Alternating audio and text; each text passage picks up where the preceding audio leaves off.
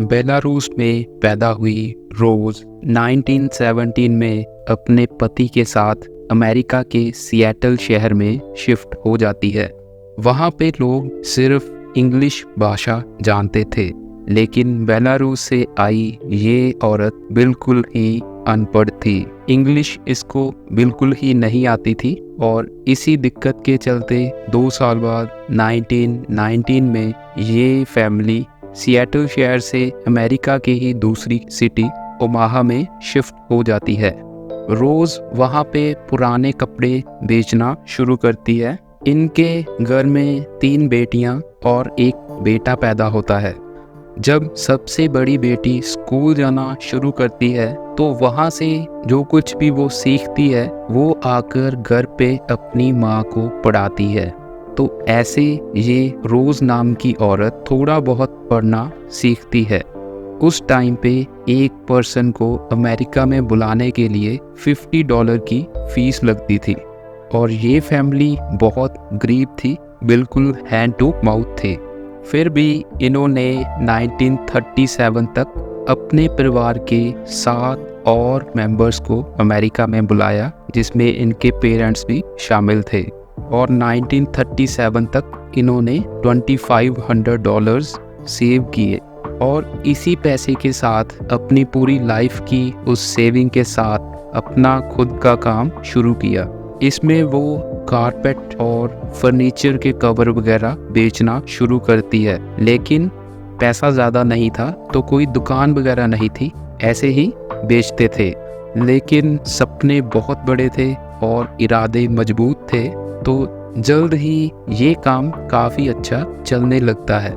फिर उन्होंने एक छोटी सी दुकान लेकर इस काम को बढ़ाया, लेकिन उनके जो साथ के बड़े शोरूम्स थे अमीर लोगों के, उनको इनका काम पसंद नहीं आया। तो उन्होंने इनको हराश करना शुरू किया, तंग परेशान करना शुरू किया और यहाँ तक कि इनको वो अपनी दुकान भी छोड़नी पड़ी। लेकिन इस औरत ने हिम्मत के साथ काम किया और उसने अपने घर को ही दुकान के रूप में बदल दिया और वो सारा काम अपने घर से चलाने लगी। इस वक्त तक उस पे 4 बार कोर्ट केस भी फाइल हो चुके थे।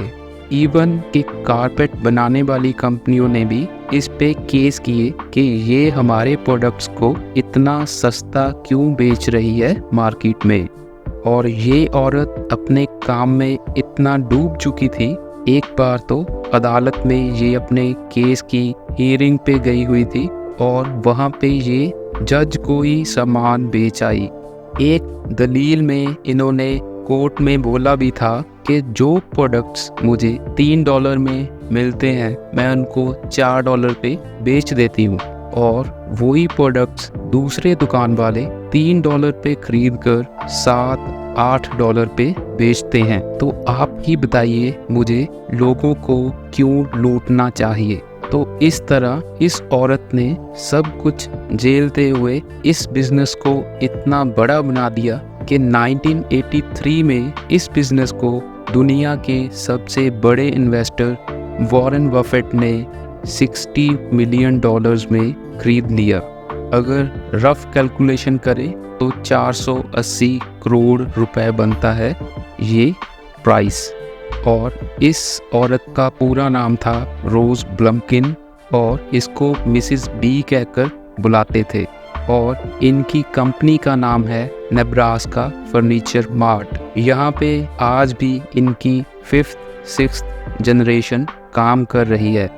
103 साल की एज तक ये औरत खुद इसमें काम करती रही और 104 साल की एज में इनकी डेथ हो गई थी। रोज ब्लमकिन के लिए काम ऑक्सीजन की तरह था। 90 साल की एज के बाद भी ये वीकली 70 आवर्स से ज़्यादा काम करती थी और इनका कहना है कि इनकी इंस्पिरेशन इनकी माँ थी, जो बहुत ही बुरे टाइम पे भी मेहनत करके इनको पालती थी। तो इस तरह एक अनपढ़ औरत ने बनाई 480 करोड़ रुपए की कंपनी। तो चलिए हम भी कुछ बड़े सपने सजाएं और हिम्मत करें उनको पूरा करने की।